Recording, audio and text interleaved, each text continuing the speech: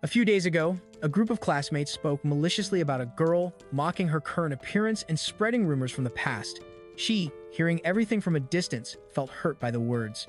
Some time later, she returns alone to the same place, thinking about what happened. Rina celebrates her entrance into high school with her family inside the car, happily receiving congratulations.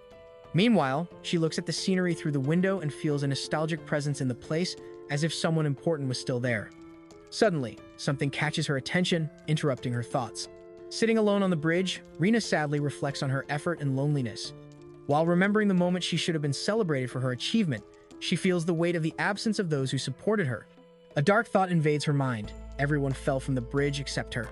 Amid the pain and emptiness, she wonders if she can still reach them somehow. Surrounded by a warm light, Rina is suddenly transported to another place. Confused and lying on the ground, she hears excited voices celebrating the success of a ritual. Without yet understanding what is happening, she realizes she was summoned to a new world. Rina wakes up disoriented in an unknown place, surrounded by hooded figures. Confused, she questions whether she is still alive or if she really died. Seeing a light approaching, she wonders if she is facing death gods, fearing what is to come while trying to understand her situation. Rina is surprised when she is identified as the saint by those present. Stunned, she barely understands what is happening, while the people around react with disbelief and confusion at her ordinary appearance. She herself wonders who those people are and why she was called that. One of the people reacts with fury upon seeing Rina, rejecting her designation as saint and cruelly insulting her appearance. The young woman, surprised and hurt, hears herself called a pig by someone who expected a sacred figure. The atmosphere quickly turns hostile, making it clear that her presence is not welcome. Rina tries to understand the chaotic situation around her. She is informed that the world is covered by a substance called miasma, which turns animals into monsters when it intensifies. Killing the monsters helps temporarily, but the miasma always returns. The Butler Empire, the most affected by the plague, risks being the first to disappear. The presence of the saint would be crucial to purify the miasma and prevent destruction. Rina discovers she was summoned by mistake instead of the true saint, and again hears insults about her appearance. Confused and hurt, she questions why she is there and why she was called a pig. While trying to process everything, she begins to lose consciousness, believing that it is all just a dream and that she will soon wake up. As she falls asleep, Rina deeply wishes to see those she lost once more. In her last conscious thoughts, she begs that, when she closes her eyes, she may reunite with them all, showing her longing and loneliness. Rina wakes up in a luxurious room, disoriented. Looking around, she wonders where she is, finding it hard to believe the situation. Thinking she might have fainted, she concludes someone carried her there. The grand room makes her think it belongs to a princess, making everything even more surreal. Rina slowly wakes up in an elegant room, surrounded by refined furniture. Confused, she wonders where she is and imagines she might still be dreaming. Observing the environment, she finds it hard to believe the reality before her, comparing the place to a princess's chamber. Still not understanding how she got there, she supposes someone carried her after she fainted. Still suspicious of dreaming, Rina looks at the fruits before her, noticing their subtle differences. To be sure of her reality, she deliberately cuts her own hand. Seeing the blood, she convinces herself it is not a dream. Those around panic at her act and rush to fetch a healing potion, confirming that she is indeed in a world where magic and healing items exist.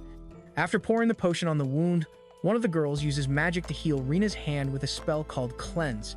Rina watches surprised as the pain disappears and the wound vanishes without suffering. Relieved, she finally accepts reality. She was transported to another world, one where magic really exists. Rina is introduced to Shuzel Grain, a prince of the Butler Empire. With an elegant and gentle air, he expresses concern not only for her feelings, but also for her physical safety. Impressed, Rina immediately recognizes his noble posture and refined appearance, realizing she is in front of a true imperial prince, even more impacted by the charismatic aura he transmits. Shuzel, maintaining his noble posture, formally apologizes for his younger brother, who had treated Rina disrespectfully. When young Yahello tries to apologize, his arrogant and insincere attitude irritates both Rina and the others, resulting in an immediate scolding.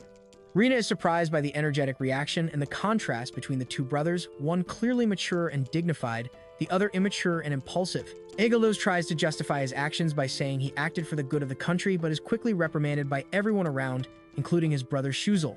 Even after being physically punished, he still doesn't understand the seriousness of his acts.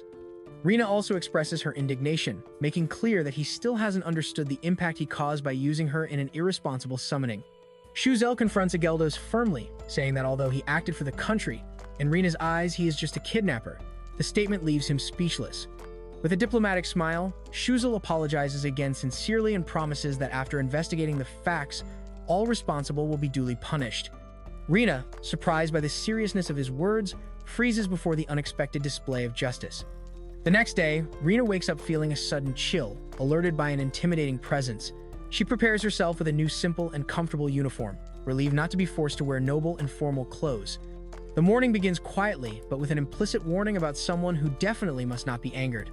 Rina is surprised to have slept so well, despite being in another world.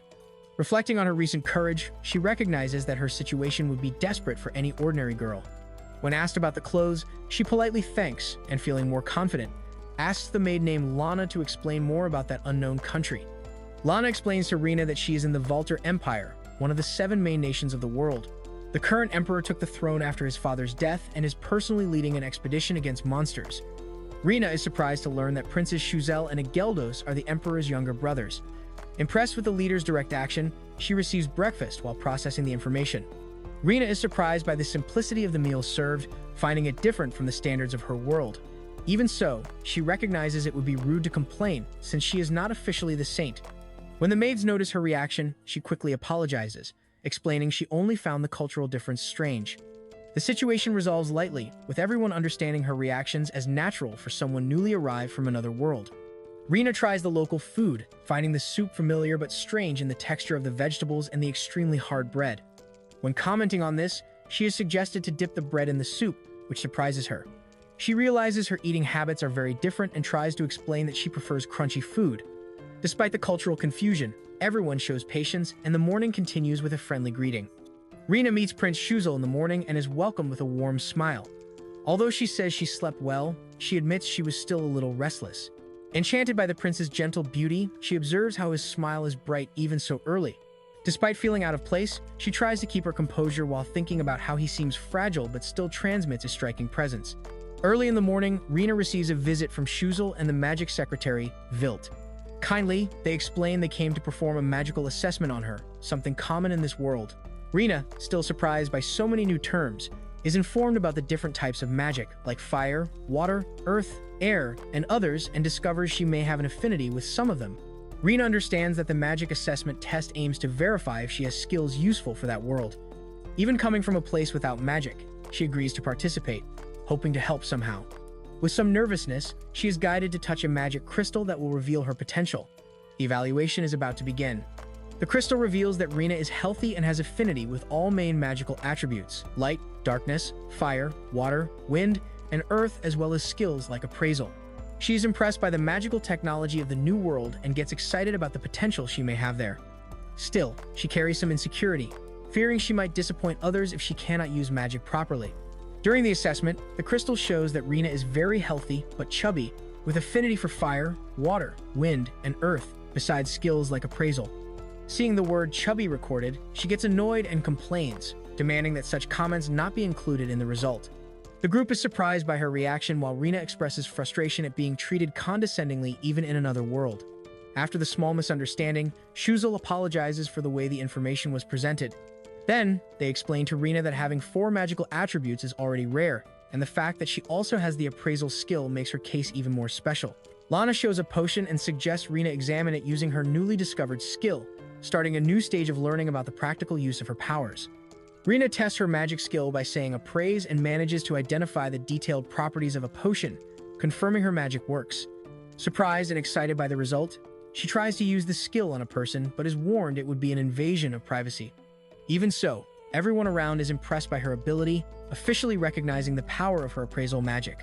Shuzel explains to Rina that it is not possible to use the appraisal skill on people with a higher level of that magic, and that if someone discovers they were assessed without permission, there could be consequences. Rina promises to be more careful but feels a little intimidated by the prince's serious look, realizing that despite his gentle smile, he can be scary when serious. Then, curious and cautious, she decides to test her skill on a fruit. Alone in her room, Rina tries to process everything that happened since her arrival in this new world. By using her appraisal skill on an apple, she confirms she can actually use magic, which gives her some sense of worth, even without being the true saint. However, she feels out of place. The food is not pleasant and everything is completely new. Looking at the fruit, a sudden memory begins to emerge. Realizing the apple is similar to the one in her world, Rina gets an encouraging idea. Maybe she can produce yeast and bake soft breads, different from the hard bread she has been eating there. Full of hope, she imagines the various foods she could recreate if she finds more familiar ingredients. Excited by the possibility, she decides to immediately go out and assess the fruits in the garden near her window. Running enthusiastically, Rina realizes that despite everything, she is beginning to enjoy herself in this new world. Even if it is still a small feeling, she feels a confidence growing inside her, the belief that she can live and find her place there. With renewed hope, she faces the future with determination. Her new life in another world is just beginning. A few days after her arrival, Rina begins to adapt to the new world. Although she still finds the food disappointing, she appreciates the tea prepared by Lana. During a guided tour of the palace, she learns more about magic. There are 7 attributes: fire, water, wind, earth, light, darkness, and sacred magic. Those who master multiple attributes receive special titles, such as Sage or Archmage. Rina is surprised to learn that with her gifts, she could fit into these categories. Rina receives a formal apology from the magic secretary, who takes responsibility for the subordinates who performed her summoning. She is touched by the attitude, realizing that despite the turbulent start, the people in that country seem genuinely good. Meanwhile, the activity in the palace increases, catching her attention due to the unusual commotion there. The palace goes into uproar with the news of the return of His Majesty Emperor Felix. Rina, surprised, discovers she will have an audience with him. Before she can react, she is quickly taken to change clothes, still confused and nervous about the idea of suddenly meeting the Empire's highest leader. As she is led to the audience, Rina panics at the possibility of the Emperor rejecting her upon discovering she is not the true saint. She imagines the worst scenario, fearing to be discarded as someone useless. Even terrified, she remains firm when announced before His Majesty Emperor Felix, alongside the Prime Minister and Prince Shuzil. Before the throne, Rina finds Emperor Felix, whose imposing presence makes her even more tense. Without patience for formalities, he orders her to come closer immediately. Even without raising his voice, the Emperor's piercing gaze carries enough authority to make her shiver. The atmosphere grows heavy, and Rina feels the real weight of the audience. Rina is completely intimidated before the Emperor, finding his presence dark and comparing him to a demonic lord. Despite his frightening appearance, she also notices his impressive beauty. Seeing her fear, Shuzil asks the Emperor to soften his expression. With a slight grumble, Felix says he always had that face. Nervous, Rina formally introduces herself, and the Emperor coldly says she need not force herself to follow so many rituals. During the audience, the Emperor acknowledges that Rina was brought because of his younger brother, whom he calls an idiot. Firmly and politely, Rina responds that despite that, she is a foreigner from another world and still adapting. She emphasizes that she might end up being rude unintentionally but not out of disrespect. Her respectful posture, even in fear, impresses everyone. After the tense conversation, Shuzil comforts Rina with a kind gesture and warm smile, praising her demeanor before the Emperor. Rina, still nervous, feels strangely intimidated by the softness of his expression, finding it scary in its own way. Meanwhile, the Emperor calls Shuzil to discuss other matters, ending the moment. During the talk, Emperor Felix confirms that Rina is not the saint, as her exam revealed no sacred magic. Still, he formally apologizes for his younger brother Egildos's mistake. Felix expresses skepticism about the very existence of the saint, questioning if it would be possible to summon her and even more, if she would really help an unknown world. Frankly, he admits he himself wouldn't. With a dark smile, Emperor Felix says that if he were summoned to another world, instead of helping, he would destroy the country that forcibly brought him. The answer shocks Rina, who imagines the scene in her head, stunned by his brutal honesty. However, she calmly replies that she understands. Watching the interaction, those present notice how both are direct and intense in their own way. Felix ends the audience, acknowledging Rina must be exhausted and dismisses her considerately. Despite his rude manner, his words show genuine concern. While Rina reflects on his straightforward attitude, the Emperor turns to Shuzil and asks a crucial question.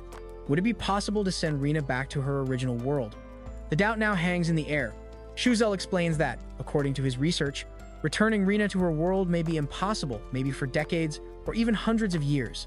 The summoning happened on an extremely rare date, when 6 stars surround a shadow and the 2 moons disappear. This conjunction probably won't happen again. Realizing everything was done without considering consequences, Felix explodes with rage, calling Egildos an idiot for his irresponsibility. Aware of his responsibilities as emperor, Felix admits he cannot treat Rina with privileges, even though he understands her situation. Knowing this, he entrusts Shuzil with the mission of supporting her in his place. With a serene and determined smile, Shuzil accepts the request without hesitation, promising to give Rina the support she needs in this new world. A few days later, Rina is surprised to be told by Lana that she has visibly lost weight. Lana explains that, without access to a cell phone or entertainment, Rina started using her free time to run and exercise, which naturally resulted in the physical change. Despite the concern, Rina assures that she is fine, asking that this not be interpreted as suffering. During a casual conversation, Rina asks about Ageldos, the prince who summoned her. Lana, initially hesitant, reveals seriously that he is imprisoned in the underground jail because of his actions. Rina is surprised to learn that, despite being royalty, he is being punished. Lana's firm answer shows that in that country, even nobles face consequences. Rina talks with Shuzel, who notices her weight loss and confirms it using his appraisal skill, still recording the comment, a bit chubby. Despite the annoyance, Rina changes the subject and asks about the underground prison where Ageldos is. She explains that although punishment is necessary, locking him up without dialogue might solve nothing, showing concern for the consequences and suggesting empathy. Before the underground prison, Ageldos meets Shuzel again. With a downcast expression, he admits his mistake and shows remorse. The respectful call to the older brother marks a moment of vulnerability, while Shuzel watches silently, feeling the weight of the situation. Rina visits Ageldos in prison, and upon seeing her, he comments that she has lost weight, which irritates her, as it is the first comment from him. After a firm scolding from Shuzel, Ageldos finally begins to cry and sincerely tries to apologize. Touched by the scene, Rina recognizes that, although what he did was serious, there is genuine remorse in his words. Rina tries to remember Ageldos' correct name but keeps getting it wrong cutely, calling him by strange variations. Even after he corrects her several times, she cannot memorize it, which amuses her. Shuzel, already used to the situation, scolds the brother for his attitude, while Ageldos, embarrassed, apologizes once more. Rina, relaxed, asks if he is okay, showing that despite everything, she is willing to move on.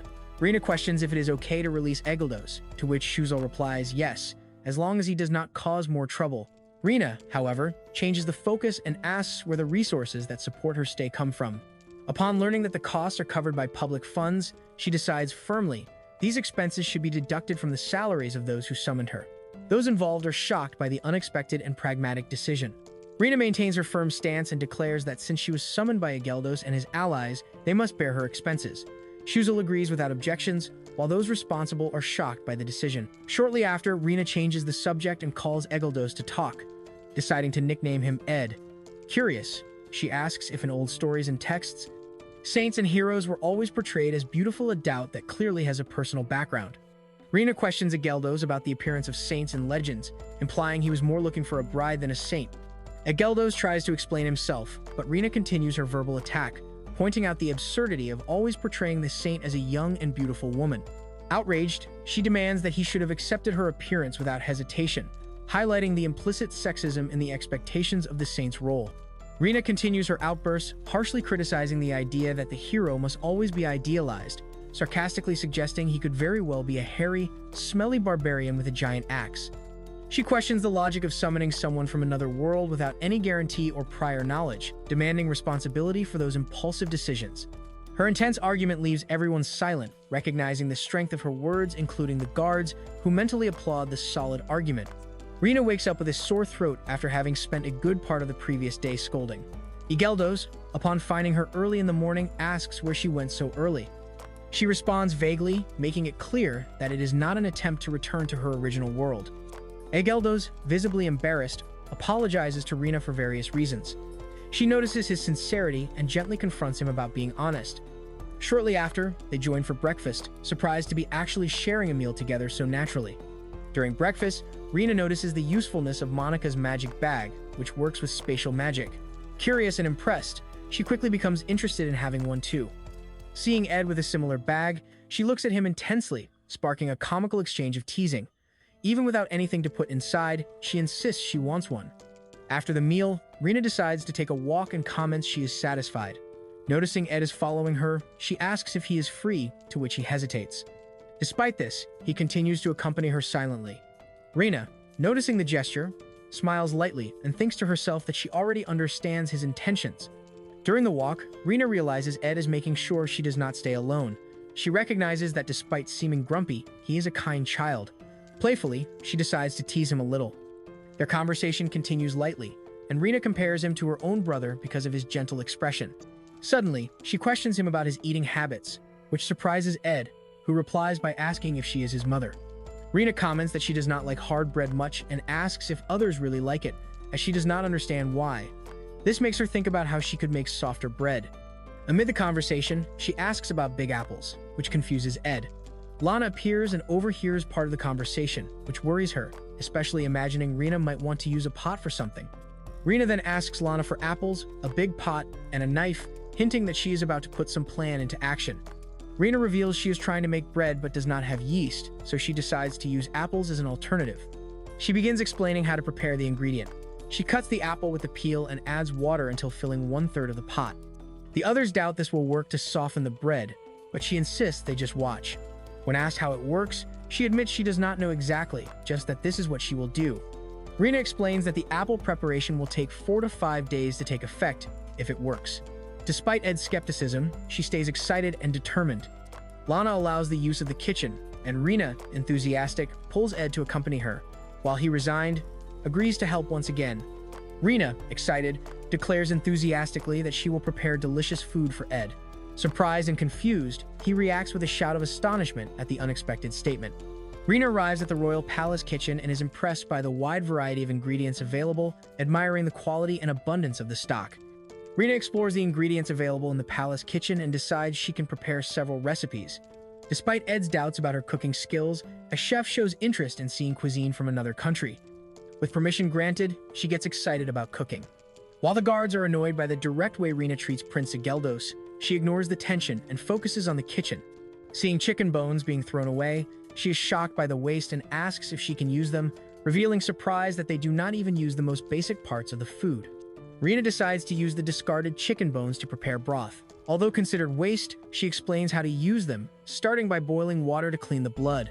Meanwhile, she shows curiosity about how the magic stove works and receives help from one of the women present.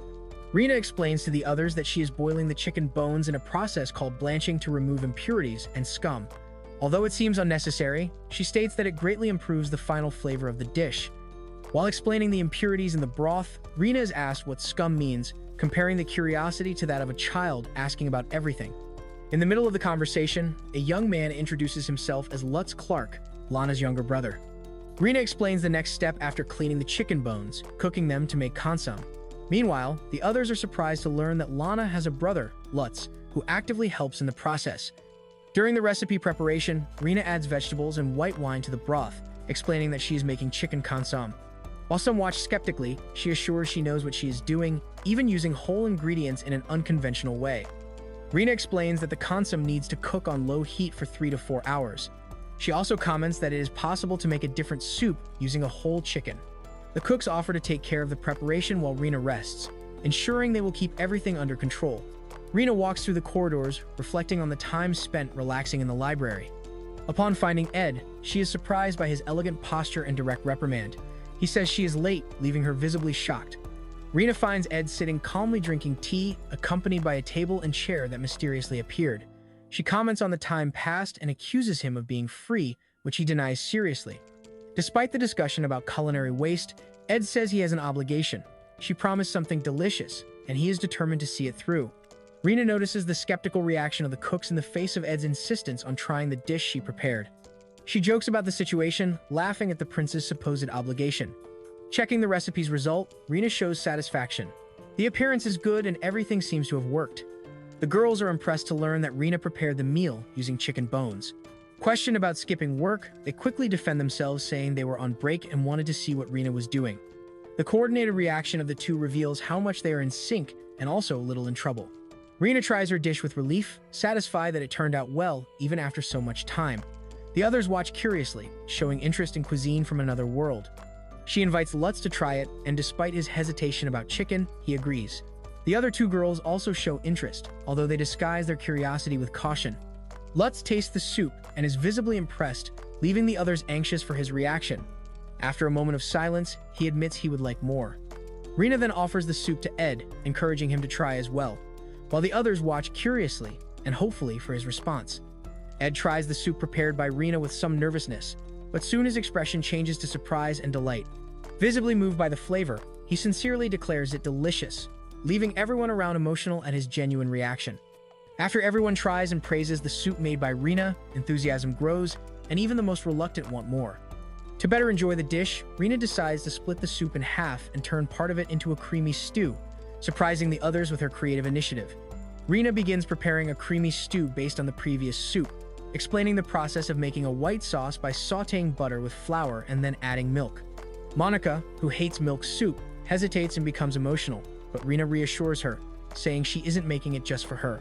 The atmosphere softens with affection and understanding among the characters. Rina finishes the two dishes, a creamy stew and a consommé soup. Anxious, she asks if they are ready, to which everyone reacts with expectation. Ed confirms yes, and the others show surprise and enthusiasm. Rina then asks which of the two Ed prefers, and everyone eagerly awaits his response. Rina offers a spoonful directly to Ed, who, caught by surprise, tastes the dish. After a brief silence, he is moved by the flavor and expresses his surprise and satisfaction. Smiling, Rina celebrates the success by saying it is truly delicious. Rina asks Ed which soup he prefers. He points with conviction, choosing one of them, and Rina, excited, decides to serve him that one. However, those around react with tension and anxiety, each silently rooting for their favored version, whether the consommé or the creamy stew. Rina senses the tense atmosphere around her. Everyone tastes the two types of soup prepared by Rina and is delighted with the flavor. The excitement is widespread, with enthusiastic praise even from those who initially resisted, like Monica, who had said she did not like milk but changes her mind upon seeing Prince Egelos enjoying the creamy soup. Rina is happy to receive so many sincere compliments. The palace cooks are shaken upon realizing the difference in level between Rina's cooking and theirs. Impressed by the dish's flavor, they recognize that their soup seems like mere boiled water in comparison. Rina comments that while that world developed magic, hers specialized in cooking, which explains her skill. For her, the most surprising thing was the magic, not the other way around. Inspired by Rina's culinary talent, the cooks decide to learn from her.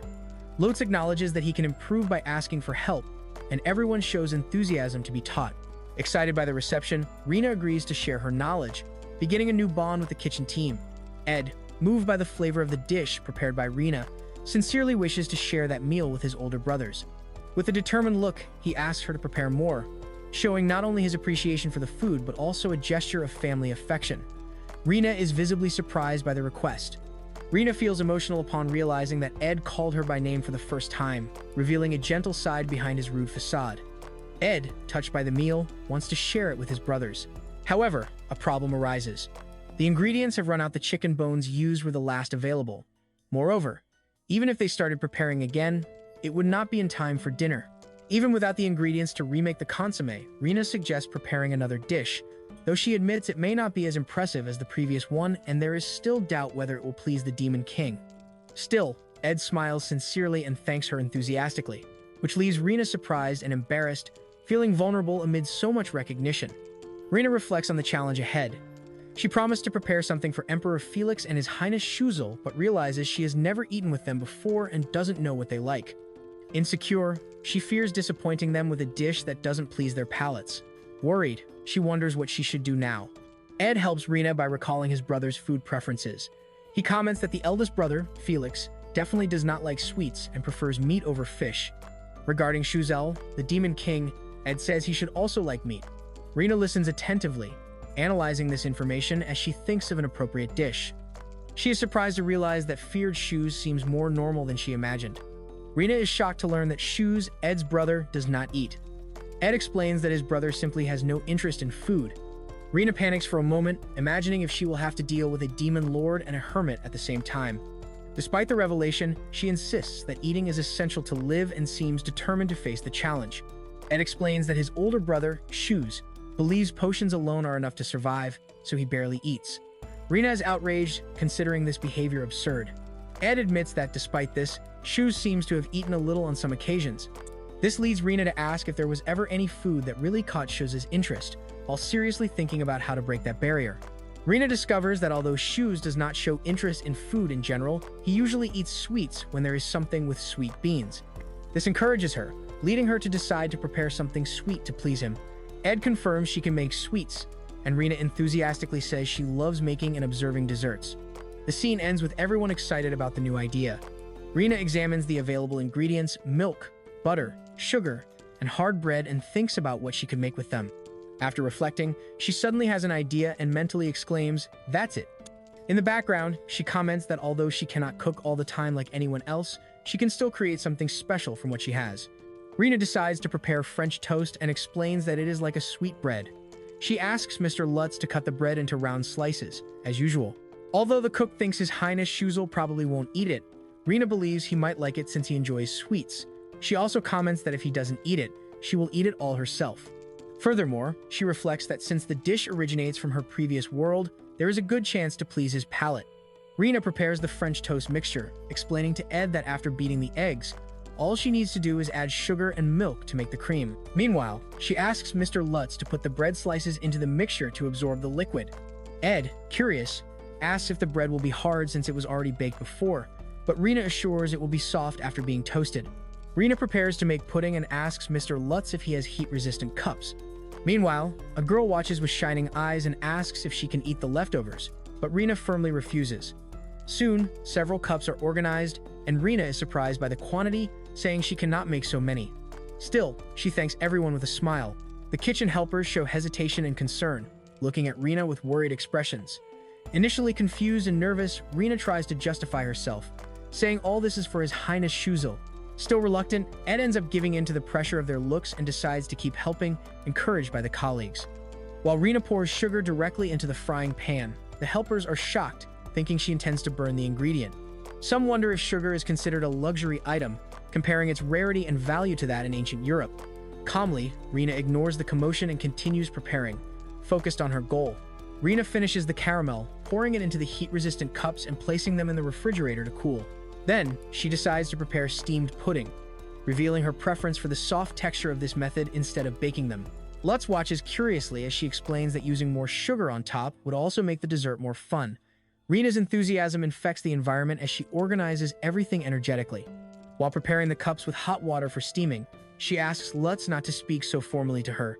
However, Ed, overcome with admiration and respect, enthusiastically calls her master, which makes her blush. Rena insists he be more informal, but Ed refuses firmly, reaffirming, "To me, you are my master."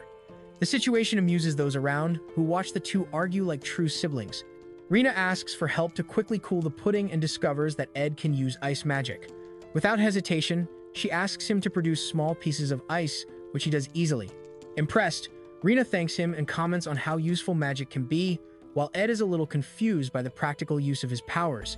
Rena explains the concept of a freezer to Ed, differentiating it from a common refrigerator. Ed mentions that refrigerators work with magic stones, but Rena clarifies that it is not the same thing. Then, she talks about frozen desserts like ice cream and explains how freezing water can be useful on hot days, expanding the group's culinary knowledge. Rena continues preparing the recipe, explaining that even though she makes the food, it doesn't mean she will eat it, referring to Monica. Ed reacts surprised and excited by the explanation. Rena asks Lutz for help, who becomes nervous but agrees. The bread has already absorbed all the liquid mixture, and the next step is to toast it in butter.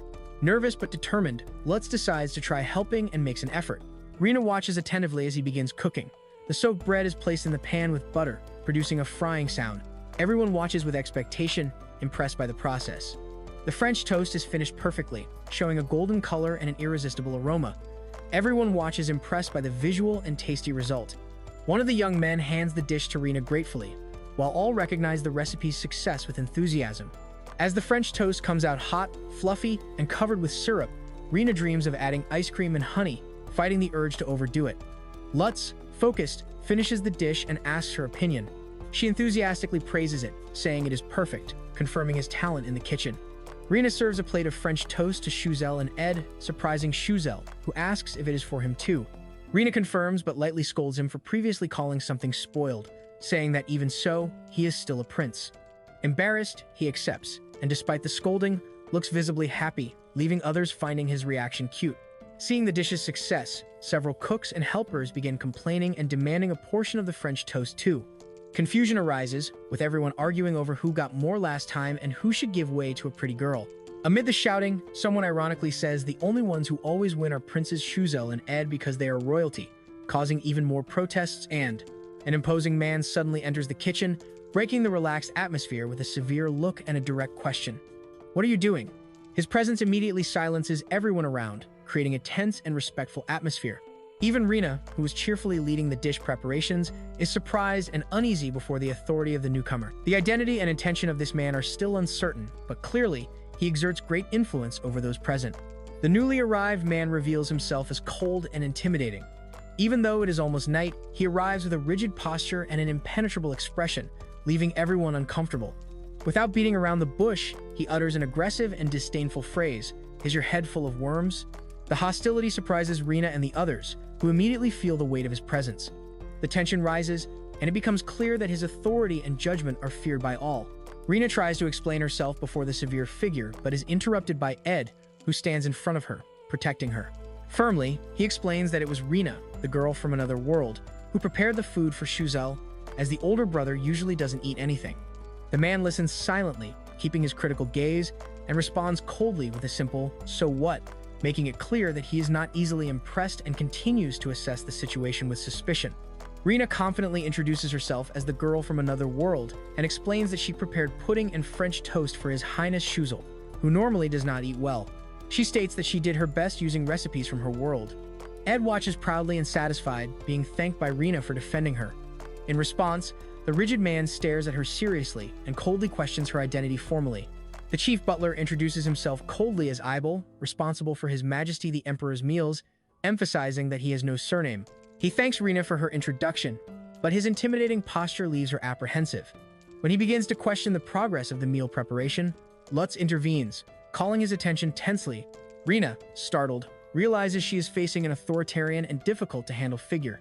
Determined not to be underestimated, Rina faces the chief butler firmly. She proudly presents the pudding she prepared for His Highness Shuzel and offers it to Ibel to taste. Even facing his rigid posture, she shows confidence in her work and insists politely but firmly, "Please, try it." Rina presents a pudding she made to the chief butler, Ibel, hoping to please Prince Shuzel. Without a word, Ibel accepts the dessert and stores it in his spatial bag, leaving everyone surprised and tense with his serious expression and silent attitude. Rina anxiously watches Ibel's reaction after he accepts the pudding. Monica suggests he intends to savor the dessert alone, without drawing attention. Despite replying coldly that he only didn't eat because the Emperor awaits him, Ibel admits he will take care of the previous pudding. Relieved, Rina celebrates the success and promises to use food to win smiles in the future. Rina asks if King Felix can eat eggs and cheese, noticing a large quantity of these ingredients available. Meanwhile, the group prepares to cook the main meat dish. Rina gets an idea when seeing the natural cheeses and decides to prepare something special while confirming King Felix's dietary restrictions with Ed. Rina discovers that King Felix likes cheeses, especially as a snack with alcohol, and does not appreciate sweet foods. Because of this, she decides not to make pudding and opts to prepare a simple savory dish that better suits his palate. Rina prepares a simple cheese omelet, surprising everyone when the egg envelops the melted filling. The recipe catches Ed's attention, who becomes excited and asks for a portion as well. Rina smiles satisfied upon seeing Ed's positive reaction and thinks about preparing snacks for another boy who would probably also appreciate them. She decides to cut the hard cheese into thin slices to accompany alcoholic drinks while continuing to cook with Ed's help. Rina fries thin slices of cheese, creating a crunchy and salty snack that positively surprises those present. While some question the process, she assures them that even burnt cheese remains delicious. Then she offers the delicacy to Rick, who confirms he is an occasional drinker. Rina continues demonstrating her culinary talent by preparing various dishes, such as pudding, French toast, and cheese-stuffed omelets, impressing everyone around. Even before the strict butler Ibel, she proudly presents her dessert, which is discreetly accepted. With each new creation, she wins the approval and palate of those present, sparking curiosity and desire for the dishes. With growing confidence, Rina decides she will use her food to bring smiles. Preparing cheese snacks to pair with alcoholic drinks also pleases, especially those who enjoy good wine. While carefully planning how to make the prince try more foods, Rina takes control of the kitchen with determination and creativity. During the meal, Eddie excitedly presents a cheese omelet, positively surprising the prince, who becomes curious and delighted with the flavor. Upon tasting it, he admits it is delicious, which excites Edie even more. Meanwhile, another noble observes in silence, frustrated at not receiving a portion, revealing the beginning of widespread interest in Rina's culinary creations. While everyone praises the cheese omelet made by Rina, Prince Shuzel, enchanted with the dish, becomes impatient upon realizing he has not received his portion. Eddie tries to justify, reminding him that if he only eats what he likes, he won't be interested in the rest of the meal. Even so, Shuzel reacts with frustration, making clear that his interest in the omelet is much greater than just a little.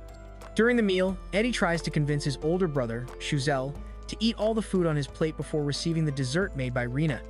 Shuzel shows reluctance but is reminded that Rina prepared sweets, especially for him, like pudding and French toast. The mention of Rina's effort visibly touches him, creating a light moment and motivating him to continue the meal. During the meal, Shuzel comments on the different food and is surprised to learn that Rina prepared everything. Eddie highlights that the food came from another world and praises her skills as almost magical. He also jokes with Shuzel, saying that originally he should be imprisoned for kidnapping, which provokes a sarcastic reaction from his brother. Shuzel savors the food intensely, surprising everyone with his appetite.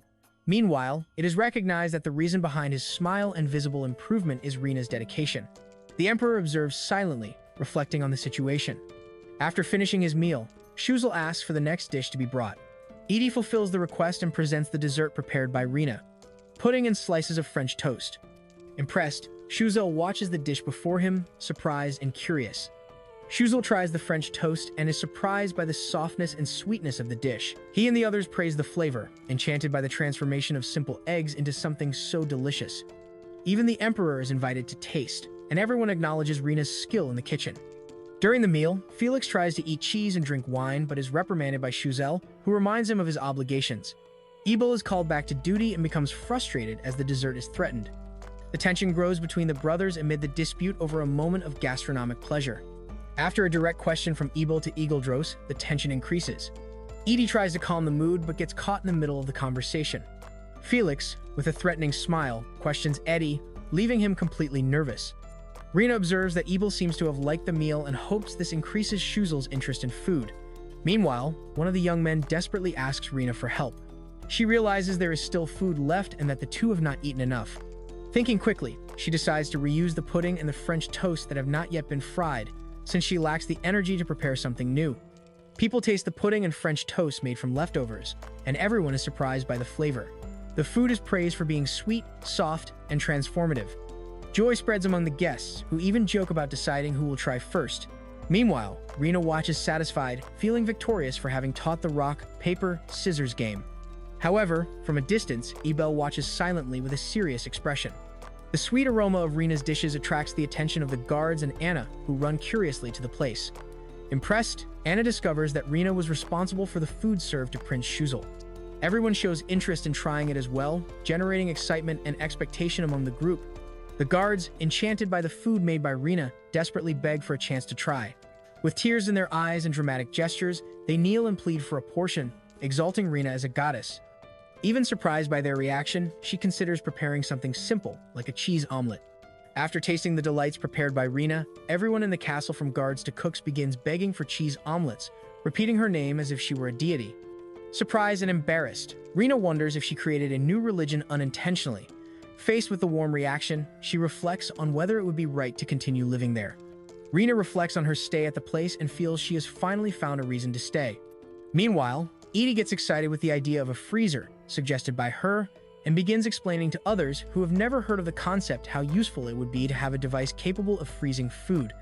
Excited about the idea of creating frozen desserts, Edie orders Ibel to immediately build a freezer. His exaggerated enthusiasm ends with a slap from his older brother, who calls him an idiot, but Edie remains excited, enchanted with the concept of frozen desserts. Rina continues cooking happily with everyone around, not noticing that by inspiring Eddie with her culinary ideas, she ended up awakening uncontrollable enthusiasm in him. While others laugh at the prince's excitement, his older brother watches silently, aware that Rina may have opened a Pandora's box that should never have been touched. Rina is insistently called by her younger brother, who tries to get her attention. Amid memories and daydreams, she delays responding until, back to reality, she faces the clearly impatient boy waiting for her attention. During the return home, the younger brother tries to talk to Rina, who had dozed off in the car after a day playing on the beach. When she wakes, he excitedly asks her to prepare omeris upon arrival. The relaxed family comments on the vacation and makes plans until the boy gets excited upon seeing a convertible passing by, catching everyone's attention. After spotting the convertible, a serious accident suddenly occurs. Rina, submerged and desperate, realizes she is injured and needs to get out quickly. The scene is intense, with the girl struggling to escape the vehicle sinking underwater. Rina wakes startled from a vivid dream, with the sound of birds in the background. Still shaken, she wipes a tear and reflects silently. It had been a long time since she last dreamed about that painful moment from the past. Rina has adapted well to her new life, surrounded by kind people and the tranquility of nature. During a morning run, she feels refreshed, even recognizing that her body is still a bit overweight. Still, she feels good and appreciates the magic and freedom that this world offers. Rina discovers a more efficient way to use her magic ability, allowing access to a kind of encyclopedia with detailed information. During a walk, she finds ripe fruit and decides to pick them, regretting not having a magic bag to carry more. Upon returning, she comments to Ed about the changes and how much her new routine has been fun, even though they are technically in a maiden's room. Rina teases Egdellus by saying he stinks, momentarily unsettling him. Ed reassures the prince, explaining it was just a provocation. Egdellus realizes he is indeed clean and decides not to bother. In the end, Rina smiles, feeling encouraged to have Ed nearby. Egdellus reflects that although Rina was annoying at first, he now considers her a good person. He warns her not to create a religion without the brothers' permission. Rina tries to change the subject, but he confronts her about the dinner episode in a humorous tone. During a light conversation, Rina is questioned about the religion at dinner but evades by joking. While everyone drinks tea, Prince Emerald tries to speak to her but is interrupted when Rina reveals cucurbitaceae picked outside, surprising the group. Rina explains that she picked the ripe fruit so as not to waste it, surprising others who thought they would be sour or spoiled. Upon tasting them, everyone realizes they are sweet and delicious, changing their opinion about them. Despite initial suspicion, the characters decide to try the fruit offered by Rina. To everyone's surprise, they are sweet and delicious, contradicting the expectation that they would be sour. Rina surprises everyone with her food appraisal skill, explaining that the darkened fruits are not rotten but ripe. While some still express doubts, she emphasizes that tastes vary, and her explanation convinces even the most skeptical. Rina decides to turn the cucuberries into flavored tea since sweets are rare in that world. While some find her initiative strange, others are surprised by the result. The aroma and fruity flavor of the tea please, once again showing Rina's innovative culinary talent. Rina explains about the jelly and how the tea gets even better with it, arousing the curiosity of those present. While some are surprised by the idea, Monica gets excited and wants to try the sweet immediately, showing enthusiasm. Others seem distracted at the moment, missing the explanation. Rina reveals that making jelly requires a lot of sugar, considered a luxury item in that world.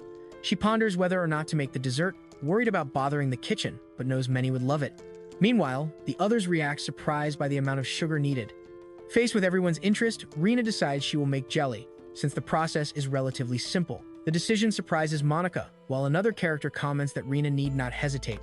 The mood among them becomes relaxed, with jokes and laughter, showing how much more comfortable Rina is in the new environment. During the conversation, one of the young men says he doesn't mind being with Rina, leaving her emotional and grateful. Then he remembers something important he needs to deliver to her before he forgets, creating a moment of expectation and curiosity. Ed hands Rina the long-awaited magic bag, saying permission was granted because they trust she won't abuse its use. Surprised and happy, Rina thanks him enthusiastically, making Ed visibly shy about her reaction. Rina asks if she can use the magic bag now and how to register it. Ed replies that Shuiz already did the registration for her but refuses to reveal the details of the process. When trying the bag, Rina gets excited and happy to know it suits her. Ed watches her excitement with interest, visibly touched by her joy. Rina tries to understand how to use the magic bag and thinks out loud about what to say when activating it. Others watch curiously, and she decides to try something simple. Meanwhile, Ed realizes he forgot to address the main point of the conversation, leaving everyone confused, and Rina also doesn't understand the sudden change. Ed appears excited, announcing to Rina that they built a refrigerator, reminding her she had mentioned how useful it would be. Rina is surprised by the sudden news, but soon understands and reacts with admiration at the quick fulfillment of the request. Rina is surprised to learn the refrigerator is already made, and Ed confirms excitedly, revealing it was Schwiesel who informed him. She can hardly believe the situation. The prime minister of a country called her for tea and a casual talk. Schwiesel then appears, saying he was the one who asked to call her. Despite persistent pleas to go, Rina firmly refuses the invitation to see Prince Schwiesel, saying she has a bad feeling. Meanwhile, Schwiesel, smiling, calls her enthusiastically, claiming to have only good intentions. Anna tries to convince her to go, but Rina remains reluctant and uneasy. Rina is dragged against her will to the castle, screaming and struggling. Despite warnings to hurry, she insists she has a bad feeling. Upon arrival, her instinct is confirmed. She realizes it definitely won't be fun, feeling defeated and frustrated. Rina is dragged into the dining hall, upset. Even at the door, she insists on going back, suspicious of the situation. But others pressure her and give no choice, forcing her entry. Rina is received in the hall by Schwiesel, who waited with the others present. Despite the formal reception, the atmosphere is visibly tense, and everyone seems in a bad mood, including Thal and Ebel, who are also there. Schweizel, enthusiastic, shows Rina the refrigerator they built specially because of her comment. Although surprised, Rina tries to explain she only mentioned it would be convenient, but Schweizel, with his impulsive way, had already made it real. Ed, nearby, tries to justify his brother's behavior but only causes more confusion. Schweizel declares excitedly that the refrigerator is finished, hoping frozen desserts can already be made. However, when reminded by Rina that it takes time, he enters a comical, silent state of denial and frustration, visibly disappointed as he stares at the refrigerator, completely ignoring logic. While everyone watches the progress with the refrigerator, Schweizel admits making frozen desserts still takes time and requires a lot of work. The idea of an ice cream machine or a magical tool to make ice arises as a practical alternative, and the guests are impressed to learn that Rina's country has such convenient technologies. Rina, visibly embarrassed, comments to Ed that she feels she opened Schweizel's Pandora's box. Ed's expression confirms he understands what she means, suggesting Schweizel's actions, driven by curiosity and enthusiasm, ended up causing unexpected and uncontrollable consequences. Schweizel appears excited, announcing he brought someone for Rina. The man in question, with a serious expression and firm posture, irritably questions why he was called so early in the morning. Meanwhile, his arrival surprises everyone present. The atmosphere heats up when the man in black finds out he was summoned just because Rina asked for someone with strong arms. Irritated, he scolds Schweizel for choosing the emperor for that, calling him an idiot and threatening to punch him if he weren't the prime minister. Schweizel, smiling carefree, ignores the tension and keeps acting as if nothing is wrong. Rina introduces the man in black as His Majesty Felix, the emperor, pointing out he has the strongest arms in the country.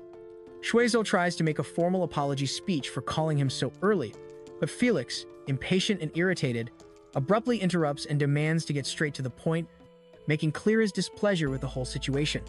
Rina, visibly upset, complains that her wish to eat frozen desserts was taken too far. After one of her comments was heard by a certain prime minister, they mobilize an ice mage and no less than Emperor Felix, known for his strength, to help her. She shouts that all this happened because of a personal and trivial request of hers, exposing the absurdity of the situation. Schweizel and Felix start a comedic argument about exactly where to begin, with Schweizel pointing out the place and Felix questioning the rush. The scene quickly becomes a kind of comedy duo, with slaps and exaggerated expressions, leaving others watching with bewilderment and amusement. Rina, a bit confused, is called by Schweizel, who asks her what to do next. After the previous confusion, Schweizel scolds Rina for a sound she made, while Felix watches intrigued. Rina tries to justify by saying she only intended to talk to Ed but got confused. Realizing the situation, Felix smiles slightly, recognizing he is seeing her true personality side. The scene ends with some relaxation and laughter among those present.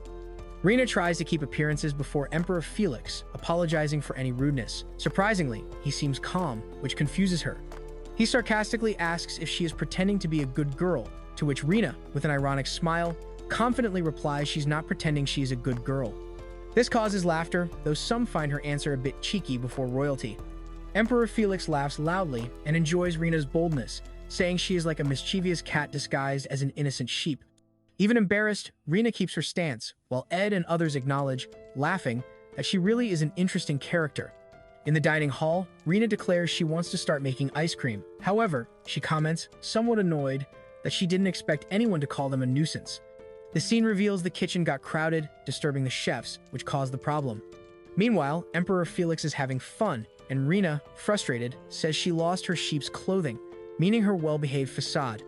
Rina begins preparing the ice cream and explains that the main ingredients, milk, sugar, and eggs, have already been added to the pot.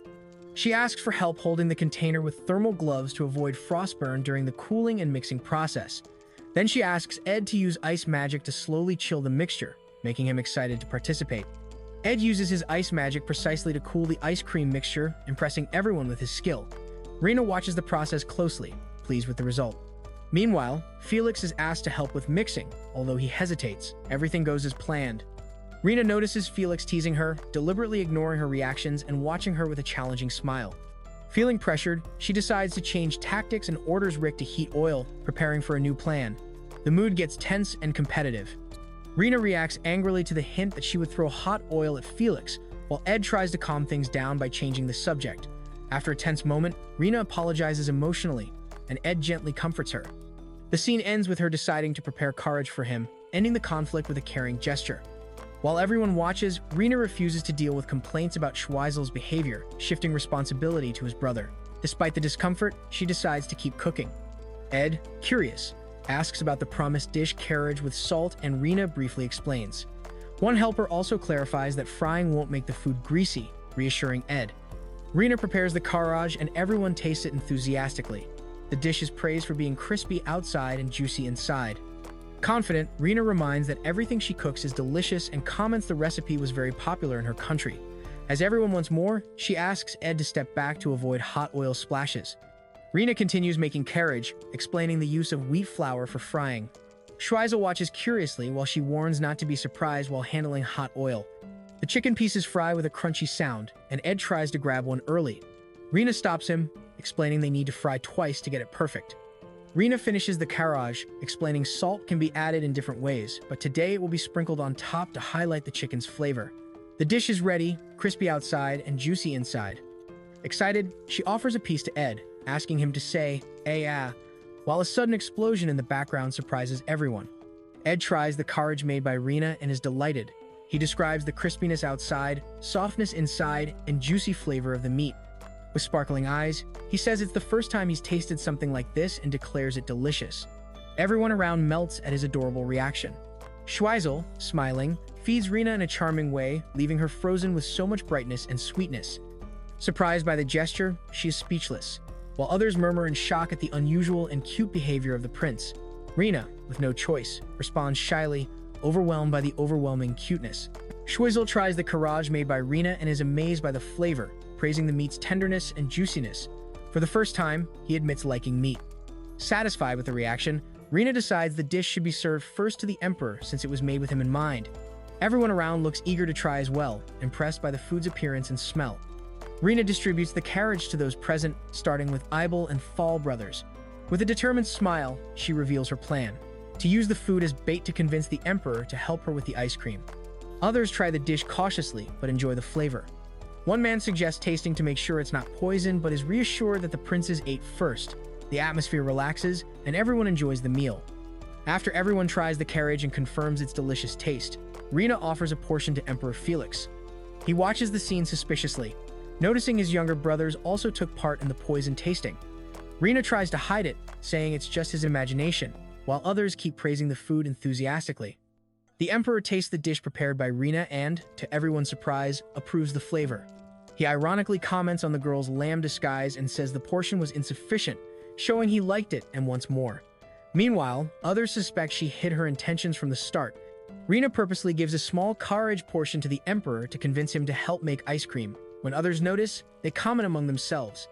When he asks for more, she promptly throws another portion toward him, which amuses him. He smiles, clearly enjoying her boldness.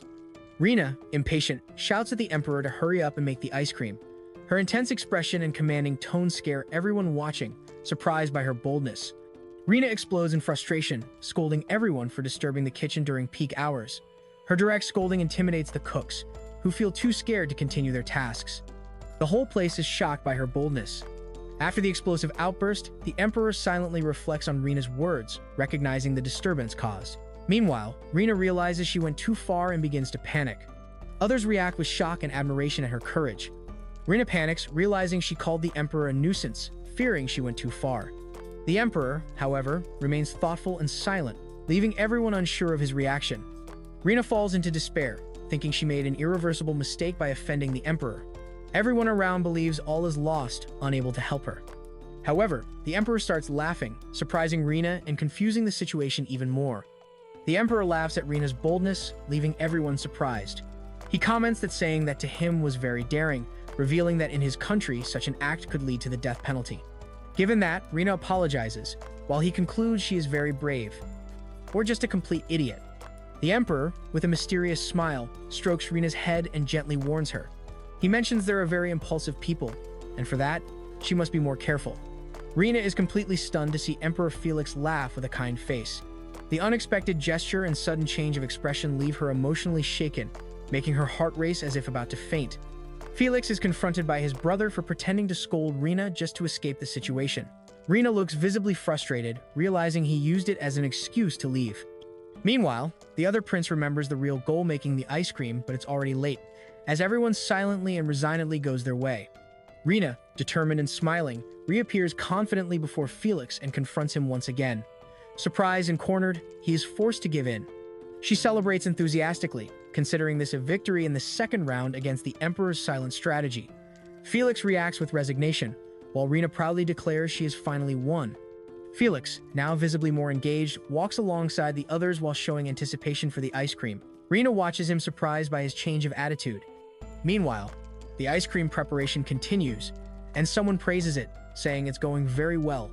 As the group continues making the ice cream, Rena instructs them to keep stirring until the cream hardens. Schweisel, hesitant, admits he has never done it without magic and doesn't know how long it will take.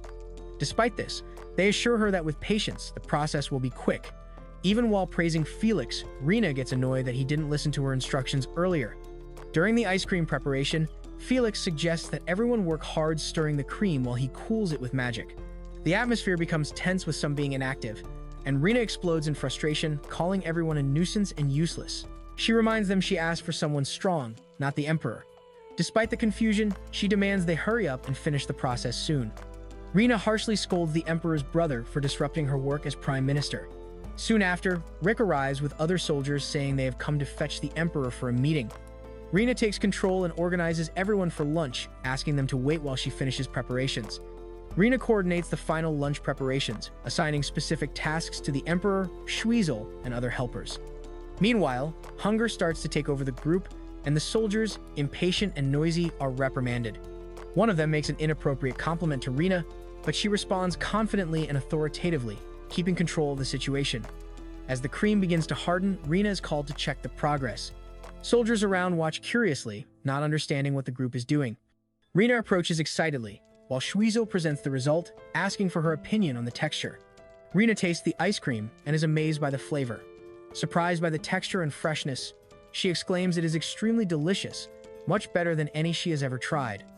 Everyone around shares the excitement, confirming the result was a total success. Rena cheerfully announces that it's lunchtime, ending the previous tension. Everyone brightens at the idea and begins to serve themselves. During the conversation, she teases some of the guys, saying they look old, which sparks a fun exchange. When asked what she will prepare next, Rena says she wants to make carriage, although she warns the meat is running out. Still, the mood stays light and happy, with everyone eager for more food. Rena gets permission to distribute the food and beams with responsibility. Meanwhile, others cook and taste their dishes. Rick, praised for mastering consommé soup, shares the result enthusiastically. Everyone enjoys the relaxed and cooperative kitchen moment, showing progress and team spirit. The carrage prepared by Rena is a hit with those present, praised for its exceptional flavor. The demand is so high they even ask for seconds, but there are no more portions available. Shortly after, Rena serves dessert, ice cream with cuckooberries topping, completing the meal with a special touch. Everyone is delighted with the ice cream's appearance, and even the most skeptical acknowledge its beauty. Since Emperor Felix does not like sweets, Rena decides to prepare carrage and salty snacks for him. While others savor the ice cream, impressed by the flavor, Felix thanks Rena and withdraws, saying there is still work to do. The characters try the ice cream with cuckooberries topping and are surprised by the flavor. They comment on the black syrup made from the berries, which is actually a jelly cooked with sugar. The sweet and sour taste pleases everyone, even those who didn't know what jelly was. Rena serves cuckooberries flavored tea to the group, who react positively to the aroma and appearance. She warns the tea has no sugar yet and lets everyone adjust it to their taste.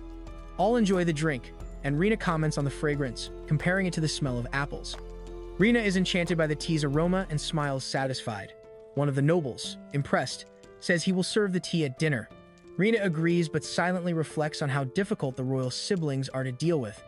Rena looks at her hand, thinking she lost weight, but concludes it's still a bit swollen. Meanwhile, the cooks praise her brave attitude in confronting the Emperor. Despite the scare, everyone acknowledges how amazing she was, including those who thought they would be punished for being in the way. Rena is approached by Monica, who shows interest in tasting the ice cream. Even without asking yet, Monica makes clear her desire, followed by others wanting to try too. Tired of the situation, Rena questions the group with a serious look. What would they do if someone ate the ice cream she made without permission? Upon hearing Reina's question about what they would do if someone ate the ice cream without permission, the colleagues panic, imagining harsh punishments like hanging and beating. Then, Rena throws another direct question. She wants to know who was responsible for making the ice cream, raising the tension even more. After the tension caused by Rina's questions, the colleagues fall into complete silence, visibly downcast and discouraged. In contrast, Rina steps away from the group, contemplating the starry sky with calmness. Enchanted by the view, she murmurs admiring its beauty, ending the scene with a quiet, reflective moment. While watching the night sky, Rina thinks about the world she is in.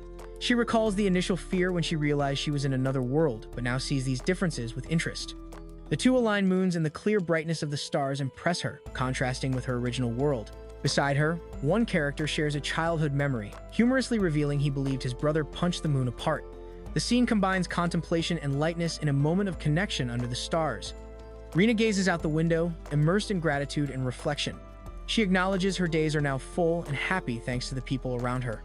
In an intimate moment, she silently thanks Ed for summoning her to this world, as she hadn't felt so well in a long time.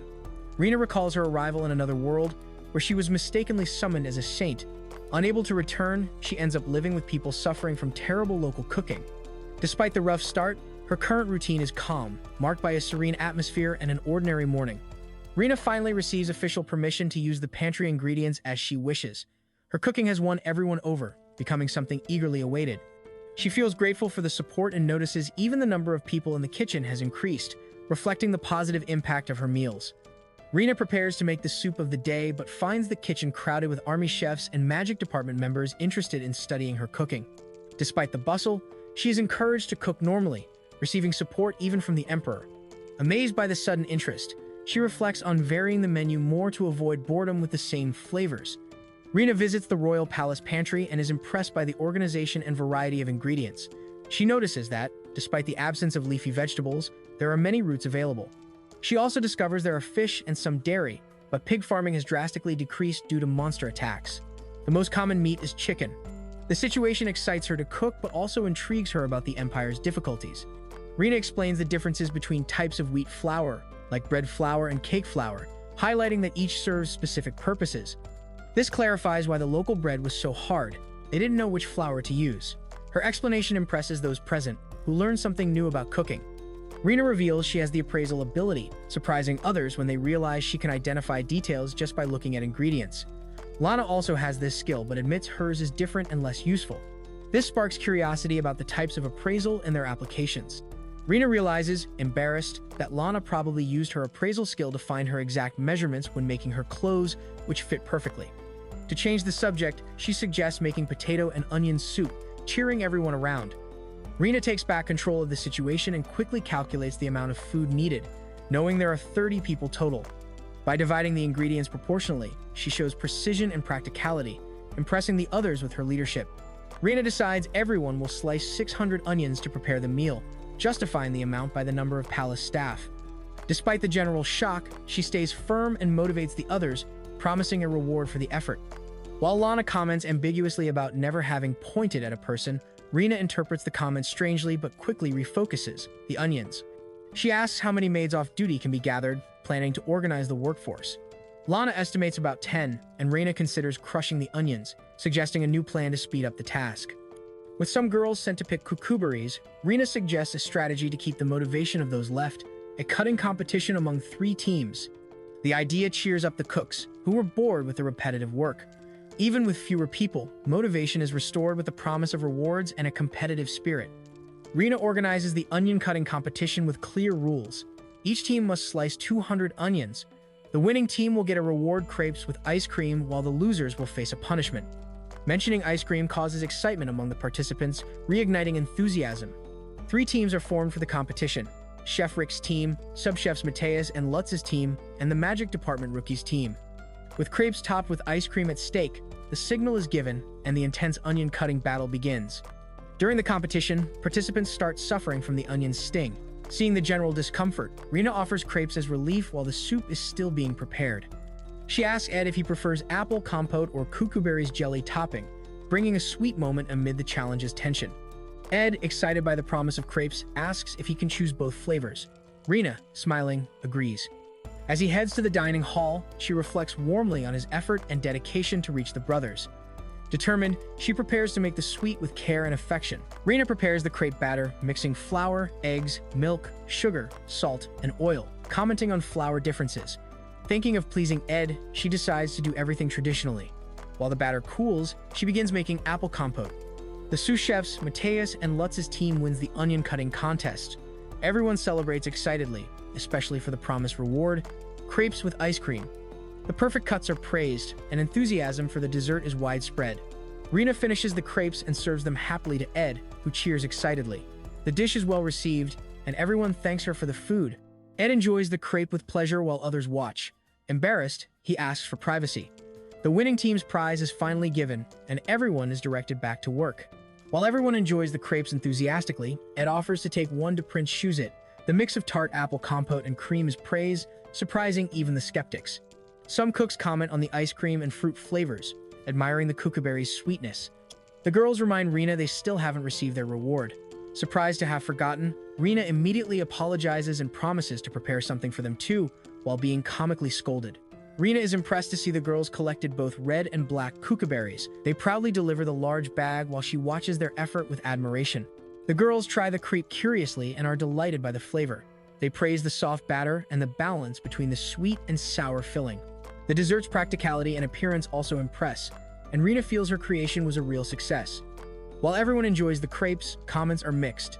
Some are still surprised they are eating something considered bird food, but the taste pleases. The fruit's acidity is highlighted as a nice touch. In the end, the helpers praise the compote's result despite being tired from the intense work. Rena organizes the next kitchen stage. She asks everyone to start peeling potatoes with an initial total of 300 units. Some will be used for onion soup and the rest for pottage.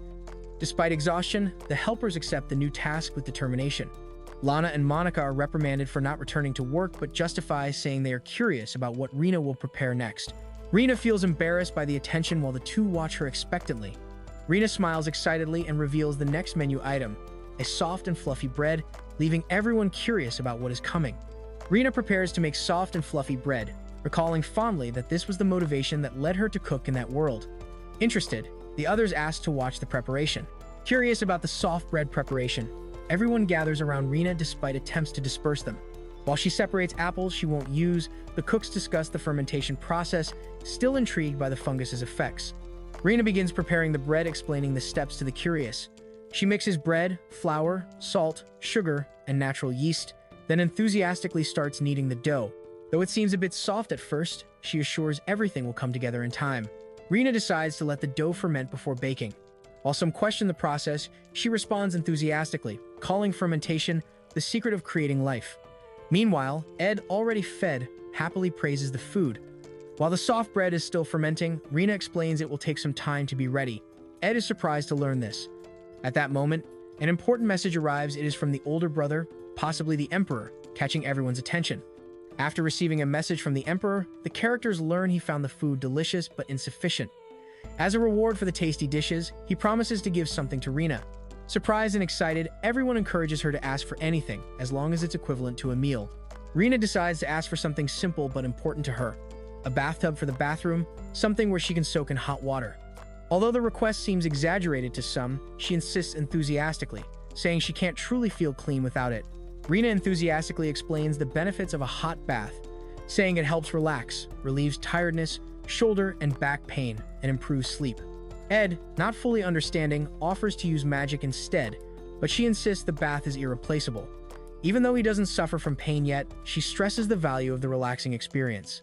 Hearing about the therapeutic benefits of a hot bath, Ed suggests the bathtub be installed near the military sector, where it could help others with fatigue and injuries. The attitude surprises everyone, leading them to recognize his thoughtfulness and maturity, especially for someone so young.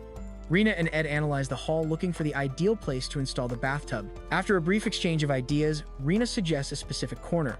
Ed then begins preparing the construction magic, asking everyone to step back before starting the process. Ed uses his magic to instantly create a large stone bathtub in the indicated spot. At the end of the spell, he asks if it is satisfactory. Rena watches the construction surprised, torn between approving the result and thinking other options might have been better. Rena gets excited about the bathtub created by Ed and praises him enthusiastically. He, embarrassed, replies that he could only manage to do that. Another girl comments that Rena could also have done it using magic. Rena, downcast, admits she hasn't learned much yet because she has been off until now and reflects on the wasted talent. After a brief exchange of shy words, Rina returns to the kitchen and is received with enthusiasm. The helpers inform her they have finished chopping and cooking the potatoes and have started preparing the bechamel sauce, explaining the process of adding wheat flour to the sautéed ingredients. Rina observes how the preparation changes according to the intended use, while the others continue working excitedly. The team finishes preparing the potage parmentier soup. Rina guides her colleagues to add butter and mix the bechamel sauce with the potatoes. The result is praised, and they mention that other vegetables can also be used as substitutes. Everyone recognizes Rina's talent. Rina praises the dedication of the cooks, acknowledging that even though they are busy with their own duties, they still strive to learn new recipes. Moved, Chef Rick thanks her, while others consider him friendly. The lightness of the moment is interrupted when Rina realizes she forgot to bake the bread. Rina explains how to divide and knead the fermented dough, enchanting everyone with the elastic texture of the dough. Ed gets excited to make his own bread, and even Mr. Rick shows interest in trying as well. While everyone is enchanted by the softness of the dough, Rina explains that a second fermentation process will be necessary before baking. The group follows the detailed preparation with curiosity and admiration, understanding that delicious things take time to be ready. Rina continues cooking for the group and promises rewards to the helpers. After harvesting cuckoo berries, they are used in desserts that surprise everyone with their flavor despite the acidity and appearance.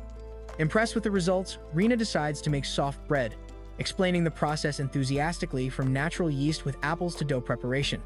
Everyone gets involved, including Ed and Rick, who show admiration and curiosity. Ed uses magic to build a bathtub as a reward for Rina, which enchants her. Finally, the baked bread is served with butter, and compliments come quickly. Rina happily shares the freshly baked bread with Ed, who is impressed by the crunchy outside and soft inside texture. The flavor wins everyone over, and Rina expresses her happiness saying that freshly baked bread is simply the best. Ed finally understands why she had asked before if he found bread tasty, now recognizing the true value of that gesture. Ed savors the freshly baked bread and is amazed by its quality. He smells the mild apple aroma, the melted butter soaking into the dough, the soft interior, and the crunchy exterior. Comparing with everything he has eaten before, he concludes with relief and surprise that until then he was practically eating stones. Rina asks Ed if he would like to try the tastiest bread he's ever had. Excited, he confirms, and the others immediately join in the excitement, also wanting to try. Facing the general enthusiasm, Rina accepts the challenge determined, already expecting everyone to react this way since they also participated in the preparation. With the best bread in hand, Rina excitedly announces she will hold the grand prize of the person you want to let eat. Everyone around reacts surprised and curious about the unexpected idea, ready to participate in this new fun competition. Rina organizes the voting for the grand prize of the person you want to let eat. She explains that instead of writing their own name, each person must write the name of who they would like to enjoy the special bread. Participants reflect, understanding that if they had to write who wants to eat, everyone would choose themselves. Rina reveals the special version of the best bread, bacon toast with cheese. After slicing the freshly baked bread diagonally and preparing smaller pieces of bacon, she finishes the dish with an irresistible topping. Ed is surprised to discover the topping is bacon, while Rina confirms enthusiastically. Rina finishes preparing the best bread. Slices are covered with cheese and bacon, then baked until the cheese melts. With the bread still warm, she calls Ed to eat before it cools. Ignoring the hungry looks from the others, they start tasting, thanking for the meal. While savoring the bread with cheese and bacon, Ed is surprised by the elastic texture of the cheese and praises the flavor. Rina also calmly enjoys the snack, even though everyone is rushing her to see the voting results. She refuses to interrupt her meal, showing determination and focus. After the voting ends, one participant is devastated for not receiving votes and starts crying loudly, asking Rina to cook something for her. Irritated by the scandal, Rina vehemently refuses, yells at everyone, and reacts aggressively, causing commotion among the others present. Rick gets sad seeing Lana eating the special bread, revealing possible interest in her. Lana, on the other hand, thanks emotionally, saying the gentle flavor of the dish is healing her heart. This leads others to think the two are married, causing confusion and envy, especially among the singles present. Lana savors the bread emotionally, saying the flavor comforts her. Rick, with a downcast expression, watches her from afar. The situation causes confusion among others, who think they are married. One girl reflects on being alone, wishing she also had someone special to share moments like that. Ed, even though he doesn't like apples, admits the compote was delicious. Upon hearing the suggestion to prepare baked apples next time, he reacts surprised and unsure how to deal with the idea, leaving the girls intrigued by his expression. After being reprimanded by Lana, Rina expresses her annoyance with sarcasm and disdain. Despite this, she decides to move forward and announces with pomp that she will prepare the majestic baked apple, causing surprise and expectation among the others. Rina, with her characteristic theatricality, respectfully asks the noble oven to dedicate 20 minutes to bake her majestic apples. Her exaggerated manner amuses everyone in the kitchen, who laugh at the situation, although no one really paid attention to the preparation method. While the group discusses whether they should prepare something for His Highness Schweitzel, they conclude he would probably accept sweets like baked apples. Ed mentions that Schweitzel and the others called him, and everyone then looks at Rina, revealing that she was also summoned to her surprise. Rina decides to prepare a baked apple for Prince Schweitzel and something crunchy for His Majesty Felix. Ed, excited, asks for courage, and soon everyone around gets excited with the idea, saying they want to eat too. Despite the resignation, Rina agrees. A casual comment about weight gain is made while everyone celebrates the dish choice. While everyone enjoys the carrage as if it were the best food in the world, Rina begins laughing alone, planning to recruit more allies for her culinary cause. Ed, curious, asks why she is so satisfied. Walking together, he comments on the Emperor's call, which is related to the bread served the previous day. Upon arrival, the two are met with a severe look from a serious young man who reprimands them for being late. He informs them that His Majesty Felix and the others have been waiting for some time. Rina realizes she forgot to warn them and tries to hide her nervousness while feeling the pressure of the environment. Upon entering the room, Rina and her companion are greeted by a man with an imposing appearance who, with an intimidating smile, comments on their tardiness. The tension rises with his presence, making Rina shrink nervously before the authority that watches them piercingly. Rina tries to apologize formally for the delay but ends up confusing one of the prince's names, which causes an immediate scolding. Meanwhile, she is charmed by Schweitzel's imposing presence but also resents that he heard the conversation outside. The mood softens when the topic changes to cats, revealing that Schweitzel is allergic. Everyone sits down to continue the meeting. Rina observes the Emperor's room carefully, noting the absence of decorations and portraits, which reinforces the sobriety of the environment. She deduces the function of each piece of furniture and feels that despite the simplicity, the place is welcoming. Meanwhile, Schweitzel questions her impressions, and another character lightly scolds her for staring too much. During a group conversation, a character asks Ebol to sit down as well. Rina, embarrassed, is reprimanded for her impulsive attitude. Schweitzel acknowledges that the situation is only calm because they are present. Ebol accepts the criticism with humor. One girl apologizes for sitting next to Schweitzel, while he watches her reaction curiously. Ebol comments that she is probably the only one who sighs when looking at his face. The karagaj dish is served as requested by Ed. One character notes it is different from last time. The person responsible explains that the greenish pieces have chopped basil in the batter and suggests adding lemon for a more refreshing taste. While discussing the flavor of the dish, one character admits preferring garlic and soy sauce flavor, although the dish only has garlic. Another explains that lemon is optional, ideal for those who like acidic flavors. Even though not a fan of acidic foods, one decides to try. With a cheerful gesture, they announce the start of the meal, and everyone thanks for the food. While enjoying the carriage, everyone shows they are enchanted by the flavor and crispiness of the dish. One character states that carriage is truly the best, while another comments that Ed really likes this type of food. The conversation continues with suggestions of similar dishes like hamburgers and tonkatsu, awakening the group's curiosity. At the end, the idea arises to prepare these new recipes if they have the ingredients. One character alarmedly notices that the amount of carriage has drastically decreased. Observing the others, she discovers Schweitzel is already on his third portion and Felix, excited, on his fifth. Feeling disadvantaged for having eaten only one piece so far, she decides to act quickly to ensure more. Rina begins eating the carrage with extreme speed, leaving others worried. She justifies her hurry by saying she could die at any moment and doesn't want to regret not having eaten enough. Others try to calm her, but she remains determined, declaring she could even be defeated by a single blow from Emperor Felix. After eating everything, Rina declares she is completely full. Others comment, laughing, that it's impossible to eat so much like that. While praising the refreshing taste of lemon in the dish, Felix excitedly asks if anyone wants dessert, and Rina promptly answers yes. When asking for a bit for himself, she promptly serves him, still joking that Monica should learn from his technique. The group receives dessert, baked apples. Ed enthusiastically calls them majestic baked apples, causing surprise among the others because of the exaggerated name. Felix, initially considered to receive ice cream, ends up with the apples. He praises the dish, saying the bitterness of the black tea enhances the sweetness of the ice cream, making it especially tasty. While the characters enjoy the dessert, Rina explains that she used strong black tea instead of coffee to create a different version of affogato. She recommends adding the tea little by little because it is somewhat bitter. Schweitzel, even though he has already eaten a lot, keeps eating and says he has a separate stomach for sweets. When asked why she doesn't eat, Rena replies she prefers a sweet called sherbet after greasy foods, confusing others with the mention of sure. She then jokes by mentioning a baron's name, causing laughter but leaving tension in the air about the baron's possible reaction if he finds out. During a casual conversation, Rena mentions a random name, provoking a surprise and comical reaction from Ed, who indignantly asks who it is. Felix makes a sarcastic comment, being recognized as a notable Tsukomi. The next day, Rena appears exhausted and is received by a cook who notices her tiredness. She comments, worn out, that the day before she tasted the spice of life, referring to Mr. Eibel's scoldings. Rena arrives at the kitchen and confirms she will prepare sherbet, even saying she was forced to do so. One character asks what sherbet exactly is, and it is explained that it is a frozen dessert made with diluted fruit juice. Passing by the pantry, Rena questions a door, discovering it is where they keep alcoholic drinks. Following her plan, she decides to start using lemons and cucumberries for the recipe. Rena enters a refrigerated room and notices that, although called a pantry, the place looks more like a wine cellar, with a large quantity of wines.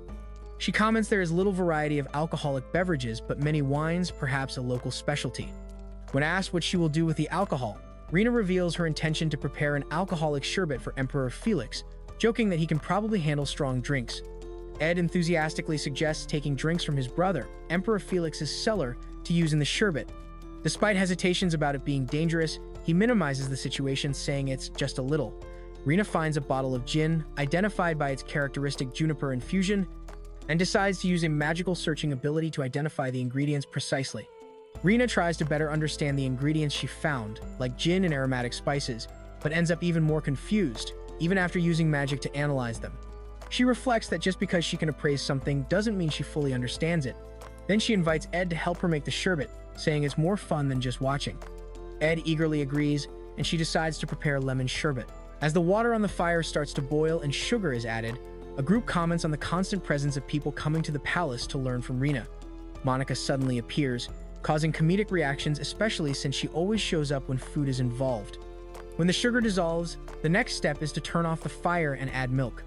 Ed asks what to do next, while Rena, annoyed by Monica's intrusion, jokes that she'll pour milk in her nose if she keeps bothering. Rena continues the ice cream preparation, explaining the recipe is similar to sorbet. After adding lemon juice, she adds zest for flavor, but decides not to use mint this time since it's optional. While the mixture needs to be frozen during the process, she uses ice magic. Ed helps with this, but is warned. Even though practical, he is using the magic the wrong way.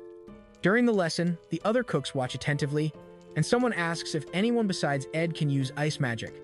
Rena forms groups among the participants to help with preparation, entrusting Ed with control of one of the pots. While he uses magic to stir and freeze the mixture, he receives praise for his precise skill and control. Another character admits he is also practicing magic but can't yet use it so precisely. Ed, with a sigh, comments it's probably just a matter of getting used to it.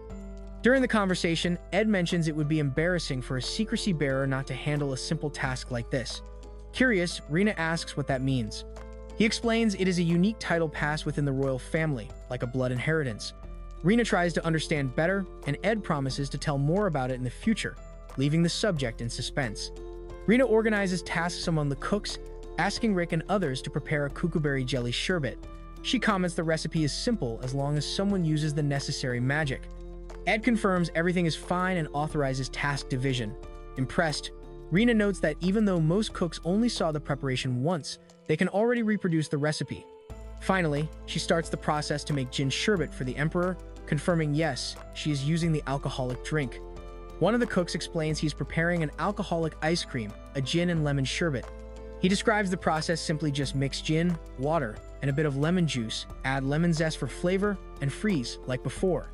For those with low alcohol tolerance, he recommends less gin and more sugar, which reduces the drink's effects. Rena listens attentively and smiles, commenting it really seems easy to make. Upon smelling lemon, Rena is struck by a nostalgic memory of her parents. She recalls a time when they prepared an alcoholic dessert for her father, who liked drinks, but her mother ended up liking it so much she ate it all. The memory makes her smile softly. Then Monica jokes she would like a version with more alcohol, but Rena replies that in that case, it would just be pure drink. Rena asks Rick and the others to turn some ingredients into more sherbet, While they handle that, she announces she will make a drink similar to Emperor Felix's, a cocktail. The cooks show curiosity, and she explains that a cocktail is a mixed drink, usually alcohol with fruit juice or other kinds of alcohol. The explanation grabs everyone's attention, and they react with interest and surprise. Rina decides to prepare a simple cocktail using only dry gin, dry vermouth, and olives, a recipe her parents used to serve friends. She reflects with surprise on being in another world now, making the same drink. Without proper tools like a shaker or mixing glass, she improvises with a large cup. In a humorous tone, she asks Ed for ice, who jokes that he's not an ice machine. Rina finishes the cocktail preparation with a theatrical touch, jokingly calling Ed Prince Esperanto. He reacts confused, asking who she is trying to imitate. Then Rina explains the recipe. Mix dry gin and dry vermouth in a 5-to-1 ratio. Stir lightly and pour into a glass with olives, taking care not to drop the ice. She comments that vermouth is a wine flavored with herbs. Finally, she calls the drink her original cocktail, though modestly adds, "I suppose." The characters watch admiringly the cocktail finished by Rina, impressed by its elegant appearance. Ed asks which part of the drink represents his brother, Emperor Felix. Rina then reveals the cocktail's name is Martini, also known as the King of Cocktails, an indirect reference to Felix's imposing presence. When asked about her knowledge of alcoholic drinks, Rina reveals her parents liked alcohol. Fondly, she shares a memory. Every year on her mother's birthday, her father created an original cocktail inspired by her. In return, her mother made a special drink for Father's Day. The cocktail Rina prepared now is actually the same recipe her mother used, carrying deep emotional meaning. With tears in her eyes, Rina expresses sincere gratitude for everything she has experienced so far, preparing the cocktail as a symbolic gesture of thanks. Moved, she is embraced by friends who remind her that now she has them all by her side. The scene is marked by a strong feeling of belonging and mutual affection. In a touching moment, Rina hugs Lana tightly and gratefully, emotional over the support she received. With tears in her eyes, she sincerely thanks for the constant care and support. The image of the cocktail nearby reinforces the symbolism of this gesture, as a silent tribute to those who offer her comfort and belonging. Rina prepares to take something to Emperor Felix's office. Noticing Ed looks down, she tries to start a conversation. He hesitates, and she apologizes, realizing something is bothering him. Rina apologizes to Ed for separating him from his family. Gently, he says there's no need to apologize and reassures her that he doesn't blame her. His words are sincere, and Rina clearly perceives that. Rina reflects that she was not taken from her family but saved by Ed when she was about to die. With a sincere smile, she says she's okay with not being able to return because now she has him by her side. Moved, she says she's happy to have met him, while Ed tries to respond but is overwhelmed by the impact of her words. Rina confesses that even if she could go back, she no longer has a family waiting for her. Ed, touched by her words, promises he will always be by her side. In response, Rina accepts his support with a calm smile and says she's happy, surprised to feel that so genuinely. Rina firmly declares she will make Ed happy. Surprised and with a racing heart, he has no immediate reaction. The intensity of the statement leaves him unsettled, and he reacts embarrassed, trying to understand what she meant. Upon hearing Rina's declaration, Ed interprets it as a marriage proposal and panics. Rina, amused, teases that it really sounded like a proposal. Shocked, Ed vehemently denies it, shouting he would never marry someone like her, while Rina watches everything with a mischievous smile. While climbing a long staircase, Rina complains about the effort and suggests using teleport to make it easier. Ed explains that for security reasons, only a few people are allowed to do that, and even with permission, it's not simple. He clarifies teleportation is only possible through the gate sigil, a specific high-level ability. Rina accepts the explanation, though frustrated, and continues climbing. Ed shows the marks on his hands and explains that without the power of the gate sigil, it's impossible to open a portal. He reveals that only those who possess this power can summon someone from another world, like what happened with Rina. Surprised, she understands the meaning behind this, and Ed notes that's why only people like him have this ability. Ed reaffirms his promise to Rina, saying he will make her happy. She realizes he avoids saying he will send her back, confirming her suspicions. Even so, she recognizes that his honesty and kindness are better than false hopes. With a smile, she accepts his support, and both agree to seek happiness together. Exhausted after climbing the stairs, Rina asks Ed for help, who watches her reaction with surprise and humor. Upon arriving at Emperor Felix's office, he receives them with a warm smile, saying they've been waiting for her. Rina, still out of breath, responds sarcastically, noting how carefree he seems. Upon entering the office, Rina notices a new desk and asks Ed about it. He replies it probably belongs to the brother, Shuezel. Rina suspects Felix prepared everything just to wait for her and is surprised by the dedication. Meanwhile, Shuizel, tired, shows signs of exhaustion, and even the Emperor seems to be losing patience with him. Rina politely offers the drink she prepared to Emperor Felix, but is completely ignored. Even so, she tries not to get upset, remembering he mentioned not liking sweets. Ed tries to help, encouraging Felix to try it, saying he might be interested. Despite the tense atmosphere, Rina remains determined. Rina observes the harsh interaction between Felix and the Prime Minister, who is told to shut up after a provocation. Amid the tension, she tries to lighten the mood with a provocative and ironic smile, questioning if someone as wise as the Prime Minister should bother the Emperor. Her boldness surprises those present, bringing a moment of lightness. After being humorously challenged by Rina, Emperor Felix slaps the table with a smile and decides to try the ice cream. His brother, surprised, comments he didn't expect anyone to silence him like that. Rina offers the dessert before it melts, and everyone watches as the Emperor tastes it. Felix tries the ice cream with a serious expression, deeply reflecting on the flavor. Curious, the others watch expectantly, eager for his reaction. When asked about the type of dessert, he responds suspiciously, thinking they are testing him. Felix begins analyzing the ice cream, calmly revealing he detected the lemon flavor. With an unexpectedly gentle smile, he asks not to be rushed. Rina, surprised by this soft expression, realizes that despite Felix's fearsome reputation, he still shows affection for his younger siblings. Felix identifies the ice cream flavor as gin, noting it is made with dry alcohol. Ed celebrates enthusiastically the approval from his older brother. Satisfied with the result, Rina politely says goodbye and, with Ed, heads back. Watching the two, she tenderly comments on how adorable they are as brothers. Rina playfully acts boldly and gets scolded by Ed, who jokingly threatens to put her in jail, though the tone makes it unclear if he's fully joking. Right after, she introduces the sorbets. The red one is cucumberry and the yellow one is lemon, sparking curiosity among the others. Rina is asked about her interest in alcohol after preparing an alcoholic ice cream for Felix's brother. She admits she likes it a little. Teasing, she says she thought he was only interested in potions, referring to the many he drank. Jokingly, she offers to make a potion ice cream next time, which he quickly refuses. Everyone reacts with humor, including Felix, who confirms he told Rina about it. Schweiz is stopped from eating the gin ice cream, suggesting he has a problematic history with alcohol. Felix orders him to wait for later. Rina, embarrassed, confirms that Schweiz behaves a bit complicated when drinking. Ed quickly understands and adds, so he's a bad drunk? Rina indirectly confirms, and everyone seems to understand the situation with humor and resignation. During a casual talk about the alcoholic ice cream, Rina jokes that Schweiz might start taking off his clothes when he drinks. Felix playfully scolds her while others keep praising the ice cream's flavor. They say it's smoother than the traditional one but with a stronger taste, and everyone seems to enjoy it. While the group enjoys the dessert after the carrage, they all praise its balanced flavor. Schweiz admits he prefers ice cream, which makes Rina remember her mother. The memory moves her, and she asks for ice cream intensely, catching everyone's attention with her determined look. Rina notices the Emperor getting annoyed with Schweiz and tries to ease the mood by offering cocktails. She prepares 3 options using gin and vermouth, adjusting proportions to suit Emperor Felix's taste, who prefers drier alcoholic drinks. Rina presents the 3rd cocktail, a gimlet with lemon juice and gin. She talks about the many cocktail variations she's made and the impact it had in the kitchen. Meanwhile, the group admires the drink's appearance, noting that cocktails are also pleasing to the eye. Felix reflects, recognizing there's more to alcohol than just getting drunk. During a tense talk, Felix scolds drinking during work hours. Shuizel admits he ate the alcoholic sorbet by mistake and refuses to let Felix have more.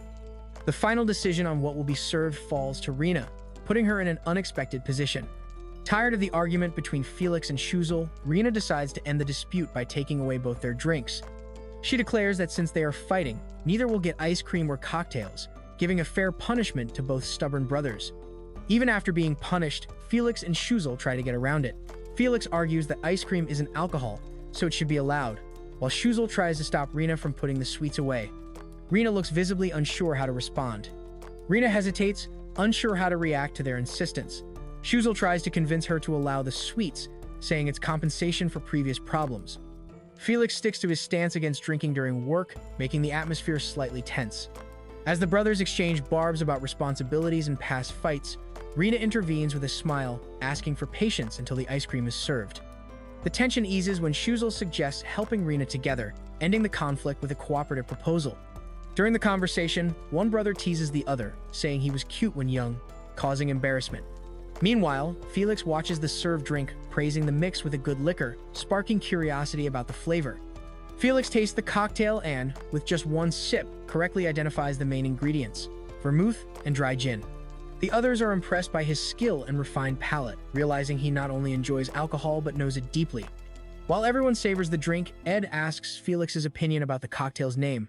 The talk shifts to nicknames and symbolic names, and even Emperor Felix joins in good humor, calling Ed Edie. Shoes suggests a formal, elegant name, but is reminded the drink is simply known as the King of Cocktails. The scene ends on a light, fun note between the brothers. Rena serves an extra dry martini to Felix, explaining that cocktails are basically juice with liquor, but this one is considered the King of Cocktails. Shoes asks what exactly a cocktail is, and Felix says this is the best. Tasting it, he reflects on the flavor and comments that, while ideal for him, it's still a bit intense. Felix says he prefers a 10-to-1 ratio, but that 6-to-1 would also work. Rena promises to adjust it next time. She's impressed with his alcohol tolerance and how calm he stays despite the high concentration. Watching him with admiration, her heart beats faster. Felix smiles satisfied as he enjoys the drink. Rena says the gimlet looks cute even though she hasn't had any alcohol. She notices how the lime, besides being decorative, enhances the taste when drunk together. Shoes explains that on hot days, gimlet can be mixed with ice cream to soften the alcohol taste.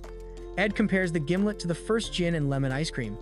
Felix watches with desire, mumbling how good drinking alcohol must be. Rena offers a drink to Ed, who complains about the unfairness of not being able to drink. She then promises to make a non-alcoholic cocktail for him, which excites him. While preparing it, Felix notices Ed and comments with curiosity that Ed started eating much more after Rena appeared. Ed jokes that Rena's food isn't exactly food, which angers Shoes, who threatens to hit him. Felix happily says that since he started eating what Rena makes, his magic energy has overflowed, highlighting the surprising effects of her cooking. Shoes quietly reflects, surprised that Felix is in his best shape and his magic is high. He wonders if it's because the Emperor is finally prioritizing his diet. Meanwhile, Felix just smiles, calm and satisfied. 2 months have passed since the protagonist was summoned. Time seems to have flown, and she thinks her life must be quite fulfilling for the days to pass so quickly. Rena thinks she made many mistakes and is being scolded by the Emperor. As punishment, she's tasked with preparing cocktails and juice for everyone else. The situation is suddenly interrupted by the loud arrival of Jorg, commander of the Imperial Guard. Jorg, the imposing commander of the Imperial Guard, energetically enters the room, interrupting the meeting. He respectfully greets and asks if Rena is the young woman from another world, surprised by her size and appearance. Others try to clarify that this isn't a siblings meeting, as he misunderstood. Rena politely introduces herself as Rena Garnett, asking him to call her just Rena. He responds kindly and says he heard praise about her cooking, especially a cheese omelet one subordinate tasted. Curious about all the approval, Jorg personally came to thank her, saying everyone is very grateful and impressed with her cooking. Jorg shows excitement, knowing Rena is responsible for the praised food. Enthusiastic, he shakes her with exaggerated strength as an animated expression, leaving Rena visibly stunned. Others react with laughter and concern, scolding Georg for his excessive energy. Jorg tries to understand the special flavor of the cheese omelet he heard so much about, but frustration grows when he gets vague answers. Rena tries to explain simply, which only confuses him more. The situation becomes a joke among the others, who point out the lack of clarity from both Jorg and the Emperor. Nervous and hesitant, Jorg finally gathers courage to express his desire to eat a cheese omelet. However, Rena firmly refuses. The situation ends in confusion, leaving everyone surprised by the intense exchange between the two. Shuze tries to convince Rena to prepare the omelet for Jorg, who pleads emotionally. Rena firmly refuses, surprising everyone. But when she says even Ed's non-alcoholic drink will be postponed, she shows she's being fair to all, and Ed cheers, saying Shuze isn't that bad after all. Jorg desperately begs for a treat, claiming nobles always get what they want. However, Rena firmly denies, shocking both him and Shuze. The scene ends with Georg downcast and Rena starting to feel a little sorry for him. Rena proposes a deal to Jorg. If he can get dry vermouth and gin so she can secretly prepare an alcoholic cocktail without kitchen staff noticing, she will make the cheese omelet he wants as thanks. Excited, Jorg eagerly accepts the mission. Rena thinks about everyone's different tastes. Shuzeli likes sweets, Felix prefers alcoholic drinks, and Ed doesn't seem to have any specific preference, which makes things even more complicated for her. Considering using whiskey, she thinks of making a smoky martini. However, the number of requests and demands makes her sigh, realizing she has even more to prepare. Rena watches as Ed and Jorg leave for combat training against monsters. Worried, she wonders if Ed will be okay during fights, though she's heard he's strong. To calm herself, she decides to make plenty of delicious food for him when he returns as a way to care and support him. Shuziel offers a bottle to Rina and asks if she can use it. When Rina asks what it is, he reveals it's a liquor called Dramboy. Surprised, Rina reacts with shock upon hearing the name. Rina is impressed recognizing Drambu, an expensive and rare liquor, and is surprised to learn it's the royal family's secret treasure. Shuziel confirms she can use it since he brought the bottle. The panel also explains what liquor is, highlighting Drambuie as a drink made with honey, herbs, and whiskey, known for use in cocktails. Shuziel gives the bottle of Drambu to Rina and says that although she's the only one who brought it, she can share it with others if she wants. Generous, he leaves her responsible for the drink. Rina is surprised by his attitude and recalls that some liquors can be used as medicinal substitutes. While contemplating the royal family's secret alcohol, she suspects Prince Shuziel lives on sweets and alcohol, a thought that scares her but she tries to deny it. Rina considers sharing the liquor with everyone but soon backs off, imagining alcohol lovers going crazy with the idea. Disheartened, she sighs and decides she doesn't want to go to the kitchen, clearly exhausted by the possible chaos this could cause. Rina arrives in the kitchen with a dark and determined aura, grabbing utensils with intensity. Other cooks, intrigued, ask what she plans to do today. Noticing her serious and focused stance, one comments in surprise that she looks like a witch doing experiments.